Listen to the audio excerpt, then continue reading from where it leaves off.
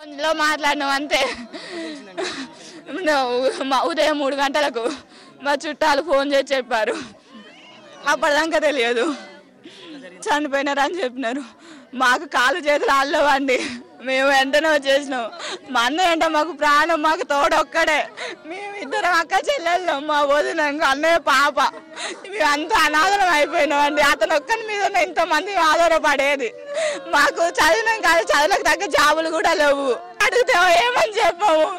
ఈ అమ్మాయి ఇప్పటికే డాడీ ఆడ పట్టుకుండేంది లేచి రమ్మని అడుగుతుంది. ఇప్పుడు ఏం చెప్పాలి ఈ అమ్మాయికి మేము సమాధానం? ఎందుకు మమ్మల్ని అన్యాయం చేసినారు? వాళ్ళకు మా అన్నయ్య దొరికిందా? మా అన్నయ్య కానిస్టేబుల్ కూడా కాదు, హోమ్ గార్డు. ఫోన్ చేయలేదు నా కొడుకు. పండగ కానించి రాలేడు కొడుకు ఏ పండుగనే వచ్చేది ఓ కొడుకు. 2 సార్లు ఫోన్ చేసినా నా కొడుకు ఫోన్ ఎత్తలేడు. నా కొడుకు బిజానే నా కొడుకు. నాకు నా బిడ్డ ఫోన్ చేసింది.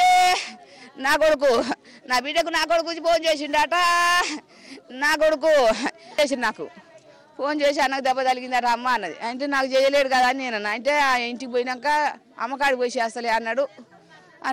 అంటే అప్పుడు నేను మాకు ఫోన్ చేపిస్తానని నేను ఇతలకి వెళ్ళి మా వాళ్ళ కాడికి పోతే వాళ్ళే తుక్క ఉడుకుతురు. బయట ఉడుకుతుంటే నేను ఏందల్లా అని మా వాడు ఉంటే ఫోన్ చేయకూడదు అని పోతుంటే ఇక ఫోన్ చేస్తే ఫోన్ కస్తలేదు. కలకుంటే ఏంది అంటుంటే కానీ మా వాళ్ళే ఇక లోలుగా ఏడుస్తూనే ఉండరు.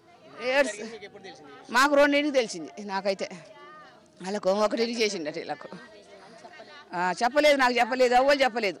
ఇంకొచ్చి ఇప్పుడు నా కొడుకు వచ్చి కారు కట్టుకొని ఇక తీసుకొని వచ్చిండు. ఓ కొడుక